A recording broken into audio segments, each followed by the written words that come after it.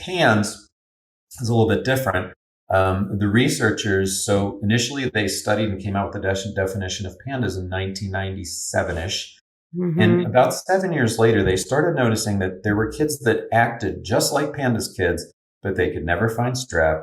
They weren't particularly sick before it happened. There was more of a gradual onset.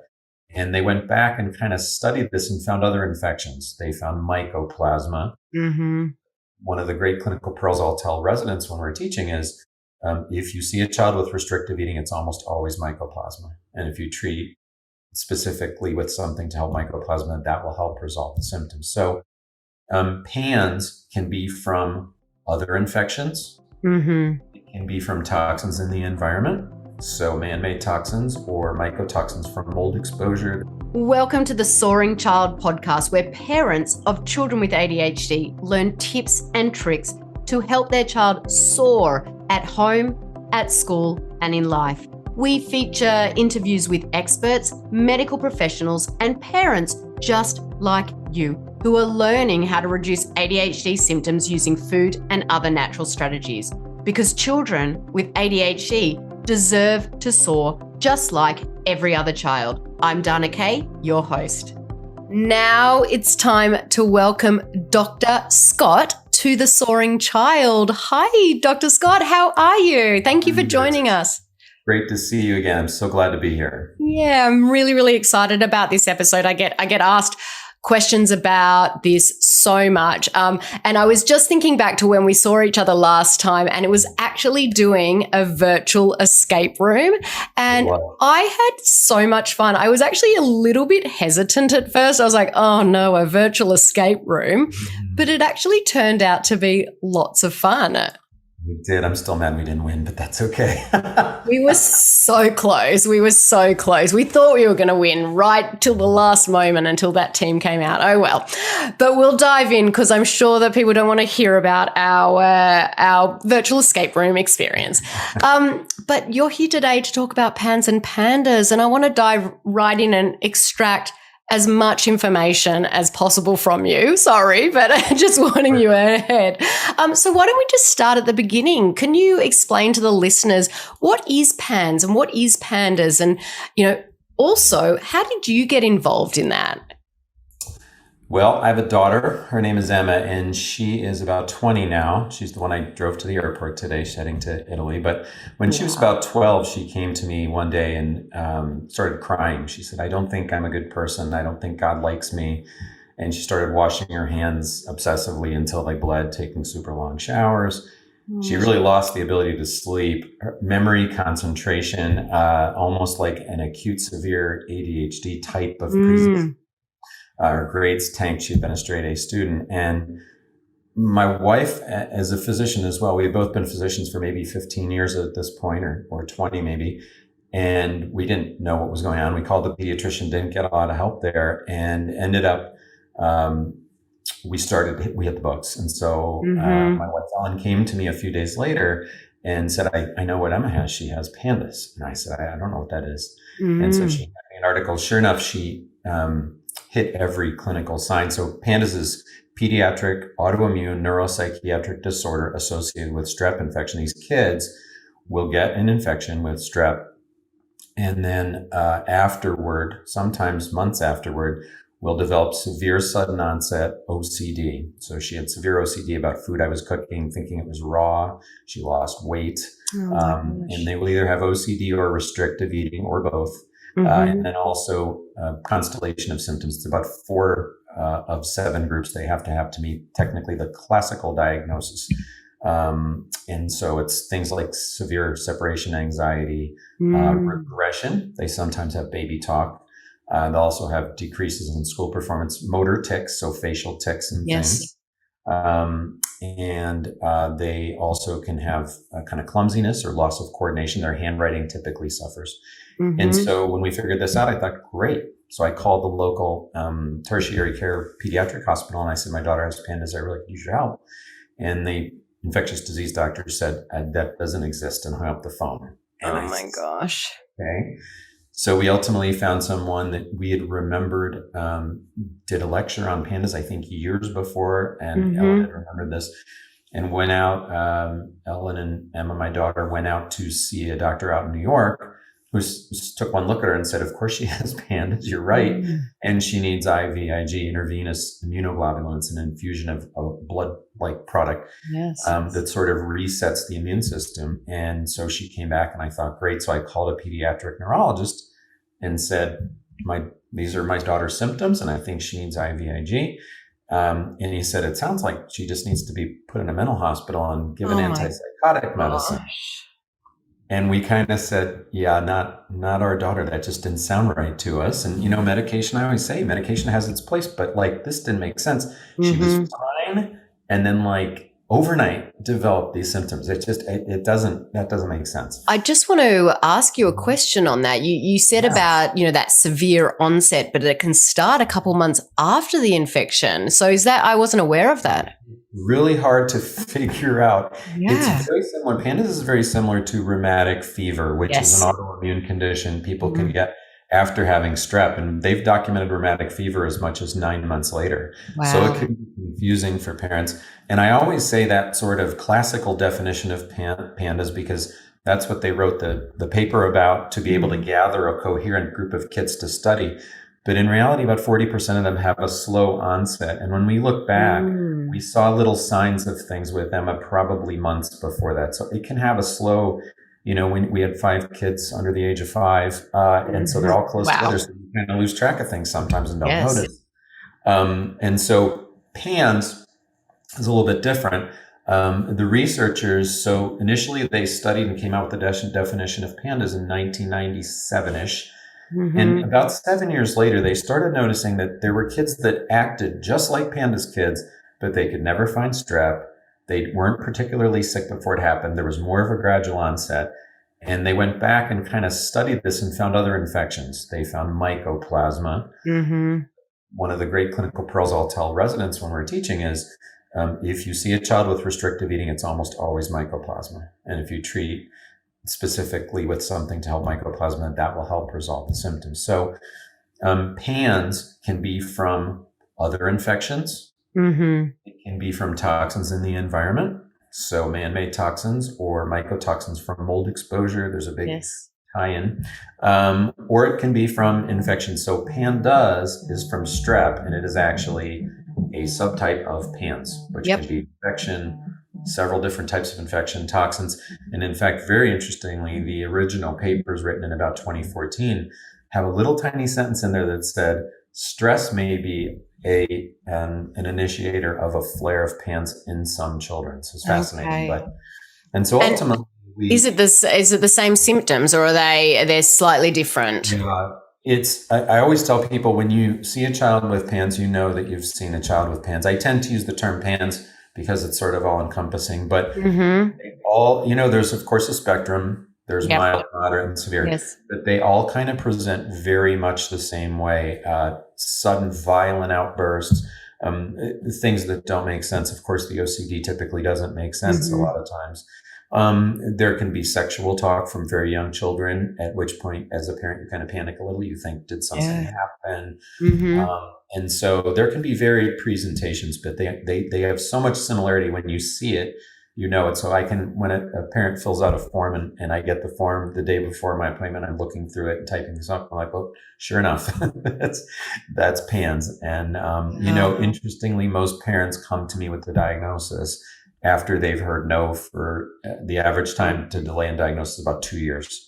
And they've usually heard no multiple times before they get to see me. So it's very rare they come to me and they're like, I don't know what's wrong with my child. That's very rare. I have, worked with a couple of families that have had kids with PANDAS and PANS. And I mean, just especially when it's that onset, that quick onset, where one minute the kid's a normal kid, and then the next minute they're a completely different child. Just the emotion that must come from that as a parent. I mean, you would obviously know.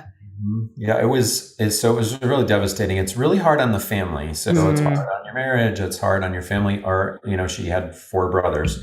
And so we went for like a year with taking them out and feeding them Chipotle. I guess it's not the worst fast food option, but I think probably every night for like 8 months, just because we couldn't like mentally gather ourselves to like cook and we ate pretty clean at the time. And I was like, I guess that's better than McDonald's. So like, let's just yeah, Chipotle is definitely one that I say to families, like, if you're going to do any fast food, then Chipotle is the one. And I kind of tell parents that, when you're in the thick of this, it's really an emergency. Survival. Like this whole condition is like an emergency. It gets so bad so quickly.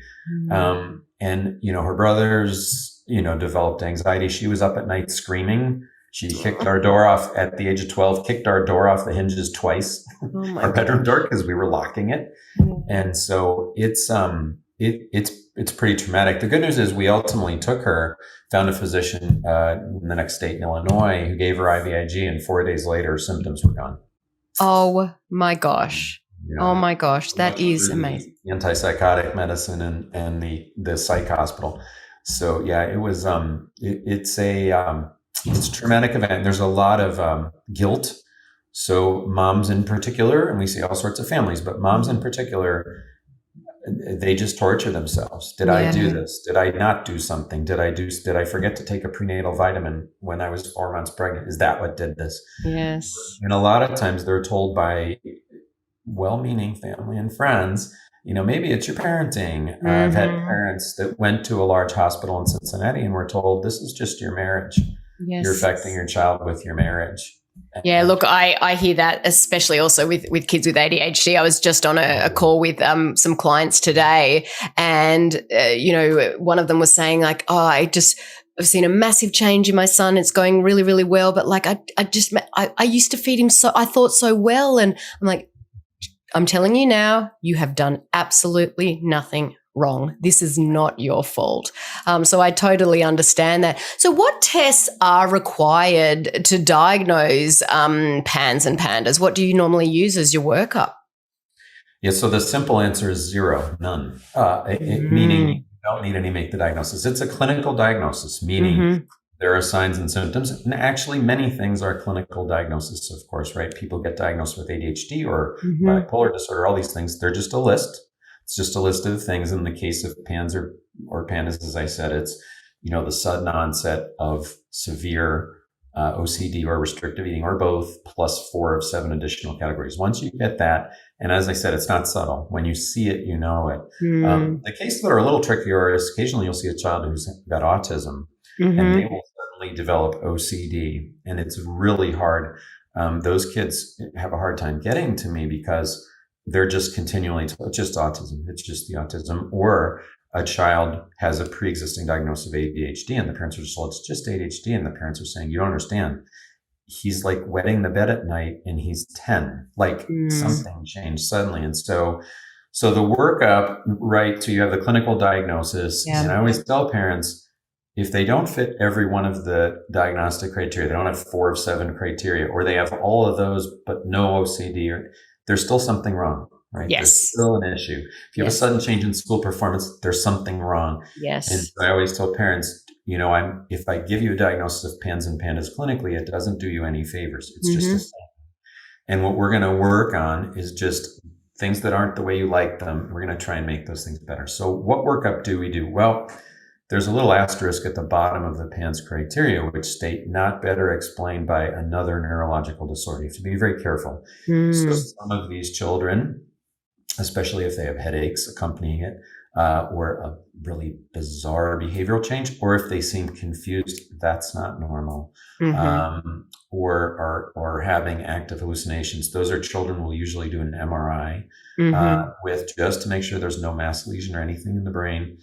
And we also typically do some laboratory testing. And why do we do it? The reason we do it is twofold. First, it helps support the diagnosis at times. And secondly, it gives you an initial direction to run in.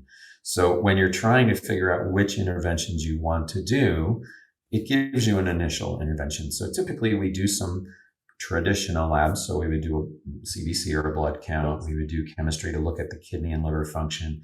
We also typically do an anti-nuclear antibody test, which is a test for autoimmunity. About 48% of these kids are positive on an ANA test. We also check immunoglobulins. Those are proteins that help make antibodies. And the reason we check those is if they're low, and they're low probably in about 40% of kids, then that gives you a hint that there's this immune problem. So, people tend to think of PANS and PANDAS as autoimmune encephalitis. They are, that's true, because what happens is you have a toxin or an infection, your immune system, rather than just dealing with that, attacks part of your brain called the basal ganglia and makes these exact same symptoms. But so you would look at that and say, well, that's autoimmunity, that's an overactive immune system. They tend to also have immune deficiency. So they have low immunoglobulin levels. They actually, if they are vaccinated, don't make antibodies to the vaccines. Very strange. They tend to get sicker than other folks and get sicker more often than other folks.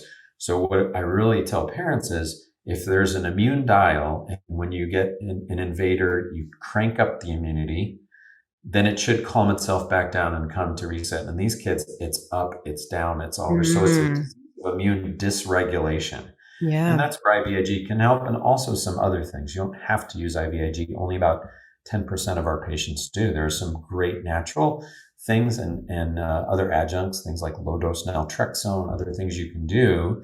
And a lot of times you'll restore immunity just by changing their diet. And eliminating non-organic foods and eliminating high fructose corn syrup and chemicals. Yes.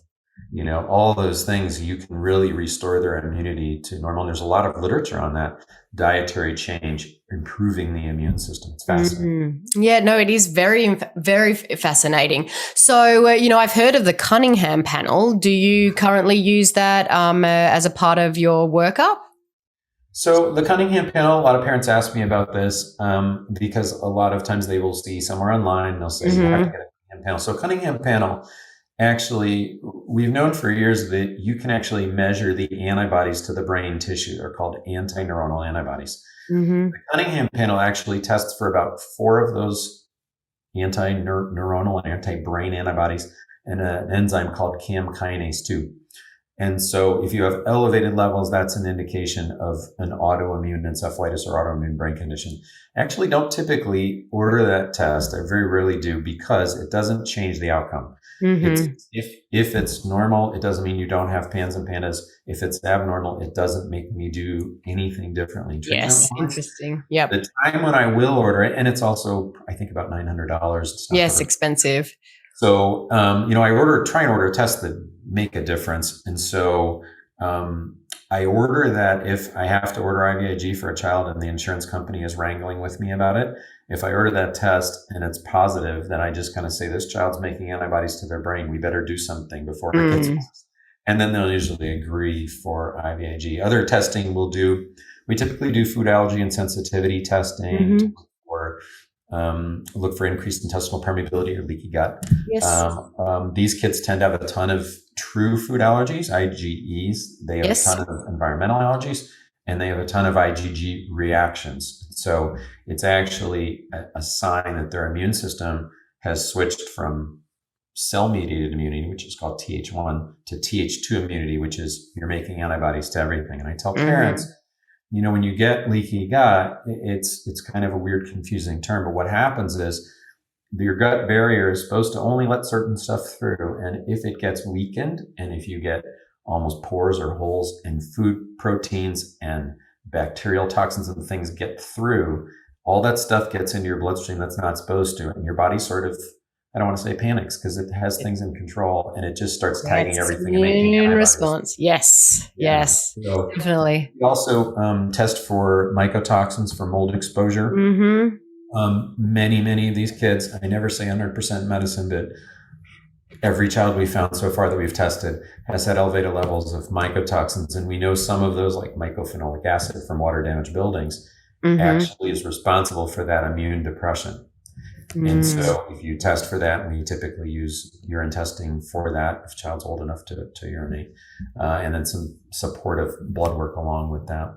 Yeah, I will say with, it's surprising how many kids out there have mold toxicity in their body, and the parents aren't aware of it. I wasn't aware of it back in the day, and it's a surprising, mold illness or symptoms that come from mold exposure can mimic a lot of the symptoms, like brain fog and things like that, especially with ADHD and the inattention and things like that. And I am just surprised day in and day out how many kids have got that toxic mold in their body. So when you do your food testing, that's something that we look at as well. Do you also do gut testing, or do you use that as a given most of these kids probably have leaky gut? Yeah, it's difficult. I never do food allergen sensitivity testing on kids that are food restricting. Mm-hmm. I want them to eat whatever they're going to eat to keep them out of the hospital, so I don't have to put a feeding tube in. Yes. Their nose into their belly to feed them. So I get very lax. When it comes to diagnose cases, I say to the parents, do the best you can. Here's some lists of eat this and not that. Yes. Right. And so we do the best we can. I've had older kids that had restrictive eating actually somehow get a hold of the test result and then get worse, because they're totally restricting. Super fearful. So if I can do food allergy and sensitivity testing, I will. And then I usually will do stool testing. The times I don't end up doing stool testing is if I know right away I'm going to do either prescription or natural antimicrobial or antiviral, because you have to wait a period of time to have those out of your system and not have digestive enzymes and probiotics and whatever to do the testing. And so there are a lot of kids that come to see me. By the time they see me, they're so severe, I say, that'll be for another day. And so I'll tell the parents, food allergy and sensitivity testing, stool testing, that'll be for another day. That's like 6 months from now when everything's rosy. Yes. Yeah. And, so that's what I do typically try and do as much gut testing and emphasize to parents really the importance of that. It's interesting. I was just writing a book. There's a portion of my book I just finished was sort of a deep dive into the autonomic nervous system and the vagus nerve and parasympathetics and all those things. And it's actually pretty fascinating. Some articles just came out. One of them was a tie between the gut microbiome and PTSD. They found alterations in the gut microbiome in war veterans that had PTSD, that the thought is, and the science isn't there yet, but the thought is they may be able to, and they've done it in mice, give specific targeted probiotics to downregulate that PTSD. And that's occurring because you get impulses that go up your vagus nerve from your gut into your brain, sort of where you get that feeling from. And you were talking about, earlier about, common things that cause PANS and PANDAS. And, when we talk about what causes a breakdown in the gut, stress is massive, and stress can come from, these internal factors or can come from those external factors. And, that gut brain connection is, spot on. So that's really interesting. I'd love to read that article. Yeah, I will have to send it along to you for sure. I just, there were a series of them, and then the idea that I'm going to start focusing on, we have children and parents try and do exercises for vagal tone. Kids don't always cooperate for that, but we're actually getting a vagus nerve stimulator, external vagus nerve stimulator shipped to our office that we're going to start trialing on these kids and see if we can, when they're in the midst of their sympathetic fight or flight, if we can quiet that all down. But yeah, it's really stress. You mentioned, for years, when you go into the hospital, they've known that hospitalization in most people is associated with gut breakdown and the risk of bleeding ulcer. So since I was a resident in the early 90s, we would admit people to the hospital and give them stress ulcer prophylaxis. Back then it was Tagamet. Now it's like, Nexium, omeprazole, medications, but the principle is the same. This has been recognized. And so it always kind of sticks in my craw a bit when I see a debate in the physician community of who's talking about leaky gut? This is like a bunch of nonsense, whatever. I'm like, you've been treating leaky gut for years with stress ulcer prophylaxis. Why are you doing that if it doesn't exist? Yes. And by the way, here's, 30 articles on increased intestinal permeability back from, I think the first one was 84. So yes, it's definitely a hot topic, leaky gut, and it's a very debated topic. And I'm sure that it would be a very interesting discussion, getting a panel of people debating that for the listeners.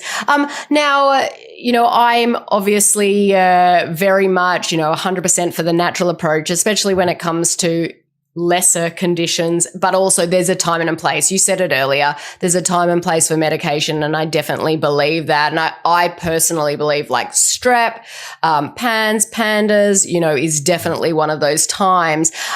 So how do you go about treating children with these issues?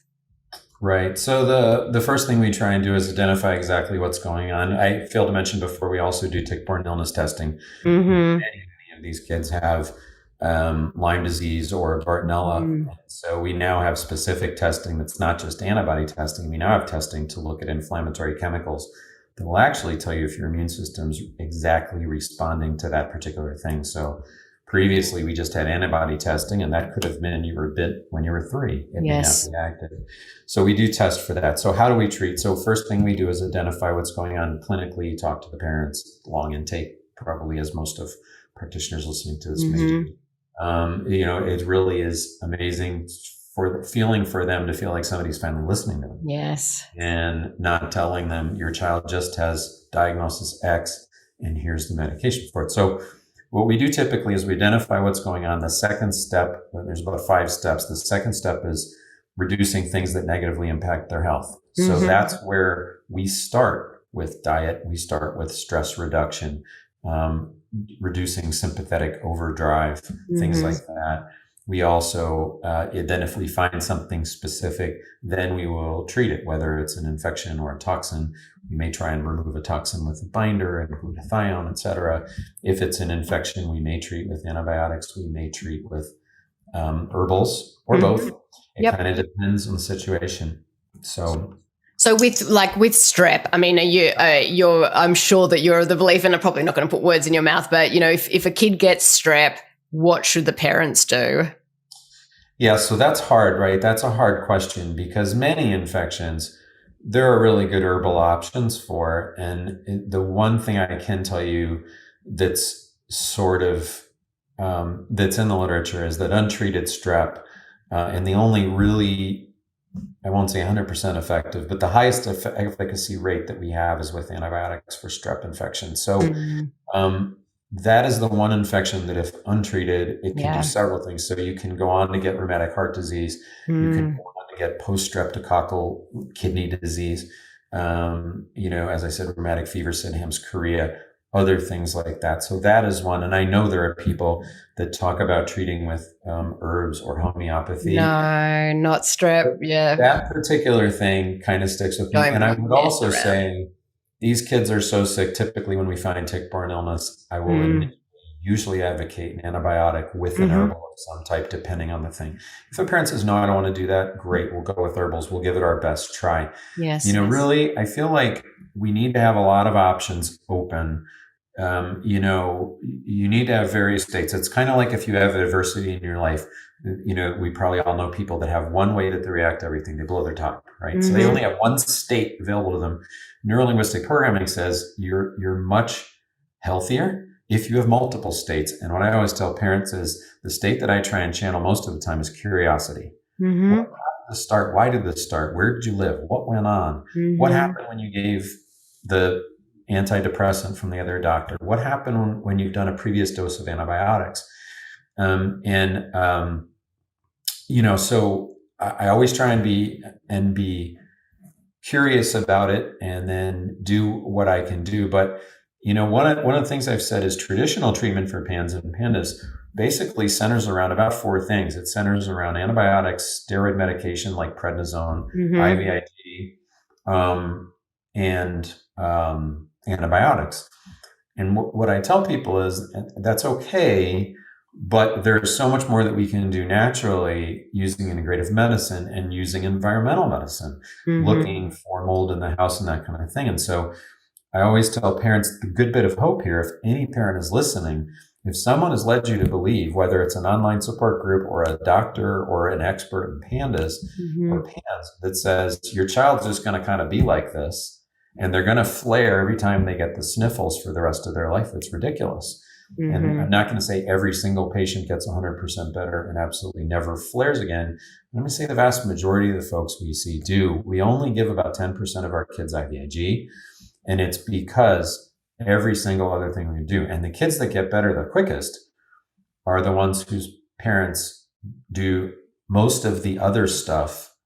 You know, if a parent just relies on me and says, I just want to do antibiotics. I say, okay, I'll give it a try. But then when we have die-off, maybe some glutathione, maybe something else. Let's try and do red light therapy, infrared sauna, other stuff if we can.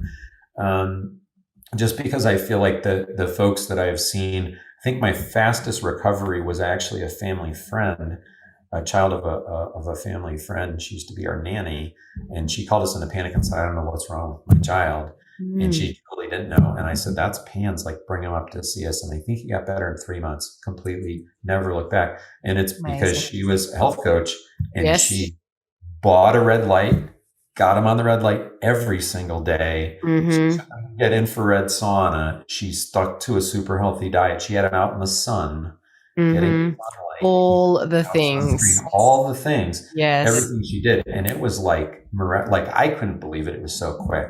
And so I've told parents that story, like, do everything you can do, because there's a place for antibiotics and steroids and whatever, but I'll tell you, those aren't good for people long-term or repetitively. So I don't want to keep giving a child antibiotics or steroids or even IVIG if I don't have to. If I can fix all this some other way, that is what we will do. And that's the thing. That's great to hear. It is quite amazing how quick, especially with kids, you can turn around the body, and especially the ones that follow the advice to the letter.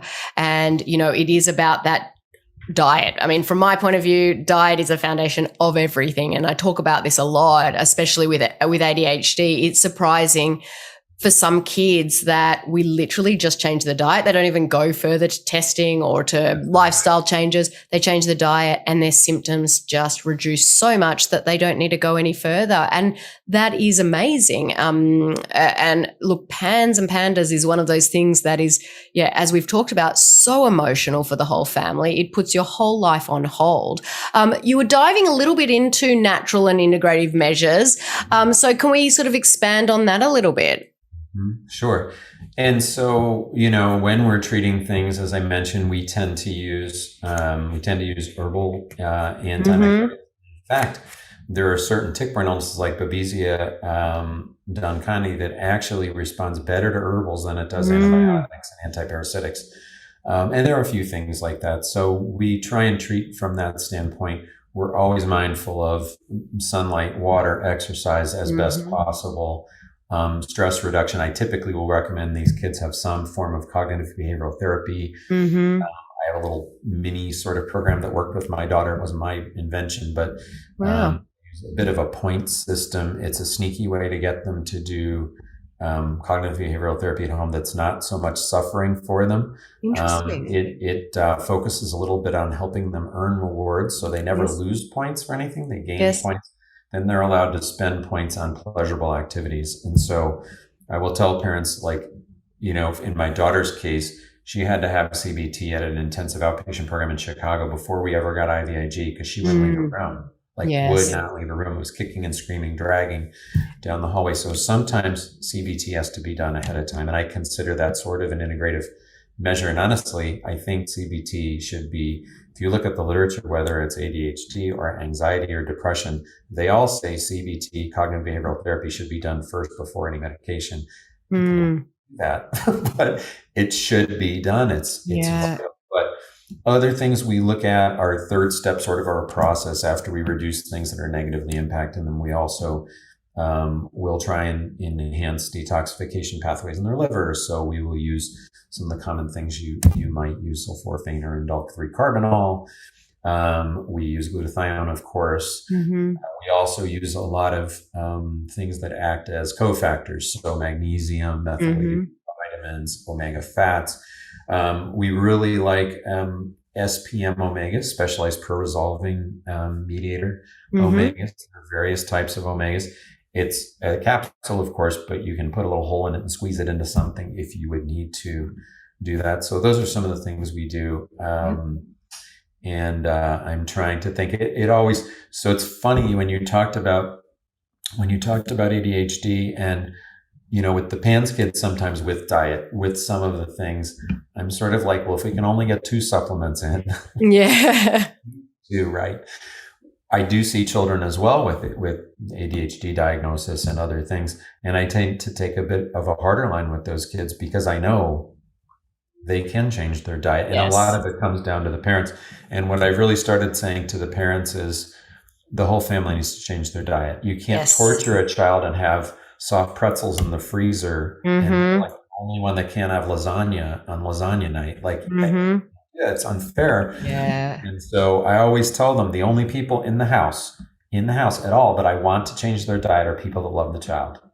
Nobody else has to change their diet. So, and I take a little bit of a harder, and I'll tell parents if they say, they're coming to see me and we just, we want you to write for a medication. I'll say, I'm not your guy because I don't think that's the right thing to do. Everything may have its place, maybe a place for medication, but things like ADHD, it's so well managed without medication. It's so well managed without, I know.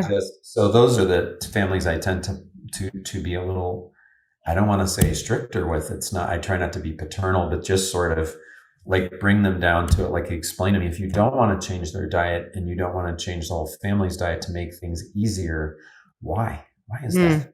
Explain that to me some way. Yes. And I really want, I want to understand that. And unfortunately in our country, our culture, we reward everything, right? Like you fail a math test, you get an ice cream cone. You get an A on a math test, you get an ice cream cone. Yeah. You're at school, you get an ice cream cone. So we've sort of trained ourselves that way. And, so I don't, a lot of times I'll hear parents say things like, well, I want them to enjoy their childhood. I don't want to deprive them. I hear it a lot. Yeah. I have a little hard time with that. So, I know. I do as well. It does surprise me. But look, I mean, society today has made it hard. The stuff that they get given at school. I know. Don't get me started. I probably should leave that one for another day. Otherwise, we'll be here all night. So, you're talking about that you also look you also help kids with ADHD. How common do you find that ADHD symptoms, come with PANS and PANDAS come with ADHD symptoms? And, for you were talking a bit about ADHD by itself, but if you've got it combined, does that change your approach? Not particularly. I haven't found a specific link. For example, kids with ADHD are more likely to get PANS, fortunately. So that should relieve some of your listeners. So I haven't found a specific link. I can tell you that, and I kind of talk a lot with patients about Jeff Bland's principle of the disease the diagnosis delusion, or whatever, where he says basically, like, look, these things are lists of symptoms. So, I can see kids, and very common kids with PANS and PANDAS are told they just have severe ADHD. That's what this is. And they're put on stimulants. And when you put a child with PANS that's in sympathetic overdrive on a stimulant, they don't do well at all. And so I tend to manage in both my PANS and non-PANS kids that have concentration and attention issues. One of the things I've started doing a few months ago was using, there's a specific kind of bioflavonoid combined with curcumin. There's a specific supplement that I use that works really well. And in fact, Stephen... Is it the curcumin sorb from Pure Encapsulations? Almost. Curcumazorb mine, yeah. Yeah. I got it right. I have no stock in Pure Encapsulations. Yeah, no. Yeah, I've used that many times. Yes. But that's one that I tend to use that I find works well. Yes. Also, sometimes low-dose nutritional lithium orotate tends to help. That tends to help the explosive tantrums. But can I tell you, the one thing that I find the biggest change with explosive tantrums, obviously when there's no PANS or PANDAS, the biggest change for most kids, and I'm not going to say all kids, is going off gluten. And the reduction in tantrums, the reduction in meltdowns, the length that they go for, the severity, it bedazzles my mind every day that because you're reducing inflammation in the body, aren't you, at the end of the day, and reducing it in the brain. Yeah, absolutely. There's some really good, and so I have sort of the PANS lecture that I give, and the talk that I give when I come someplace like this, and then I have one that I give traditional physicians. And when I get to my slide about, you should eliminate gluten for at least 6 weeks completely. Yes, I have, after that statement, I think I have like 12 references listed. You need to come with those references. Because in the audience, they're going to light torches and come after me. Mm-hmm. So I'm like, okay. So this is from gastroenterology journals, peer-reviewed physician gastroenterology journals, indicating that, if you look at the work of Alessio Fasano from Harvard, that there are gluteomorphins, things that occupy, when people say they're addicted to bread, that's true. It's true. So, casomorphins in dairy as well. And exactly right. So people do get addicted to those things because, you can avoid alcohol if you have an issue because you don't have to drink alcohol, but you got to eat. And most of the places you mentioned school, when they go to school, one of the biggest arguments I had with the school was they told my son he had to drink milk. And I said, well, we don't want to drink milk. And so they put it on his tray, and they had to put it on his tray every day, like some kind of like their rule regulation. I said, this is ridiculous. You're wasting it. Not that, so. Yep, I know. Another kid who doesn't have enough money to have food, they should be getting it. Yeah, you should be doing something else and not making it that sort of. I know. We're going to do this, and we're gonna. This is a topic that school lunches. Yes, I'm sure that we could talk on for hours and hours and hours. Will it ever change? I hope so. I've got this grand vision in my mind. One day it might change, but I think it's going to be a long journey for sure. Well, I have to say, Scott, this was amazing. I would love to have you back to talk on other things because I think that we could probably talk for hours and hours, but I really, really appreciate you joining me today and sharing all your knowledge. I mean, to have it come from a dad that has been through it. It's the same with me. I've been through this with my son for ADHD, and to then develop this passion to help other families. It's so wonderful to hear your story and for you to share that with all the listeners today. Please tell listeners where they can find and follow you online. Absolutely. So our website for our practice is fullyfunctional.com. So that is our website for our practice. There's lots of blogs on there about PANS and PANDAS, both natural and traditional treatments, as well as there's a good blog called It's Not Your Fault for moms. There's also a blog for dads called Pandas for Dads, I think it's called. But if you search dads on there, you find it. One that I just recently wrote because a lot of dads like me felt like if I just turn up the heat and punish, some of this defiant behavior will go away, and it doesn't. No, it doesn't. So sort of a healthy, affirming thing. Also, we are on Instagram, Ellen and I, as the Pandas Docs. And we have a Facebook page called Healing PANS and PANDAS. So lots of information coming out there. Fantastic. Well, thank you once again, Scott. It was a pleasure. Thank you for joining me, and I look forward to chatting soon. Thank you for listening to the Soaring Child podcast today. To learn more about how to help your child with ADHD soar using natural strategies, visit our website at adhdthriveinstitute.com and follow us on social media at ADHD Thrive Institute.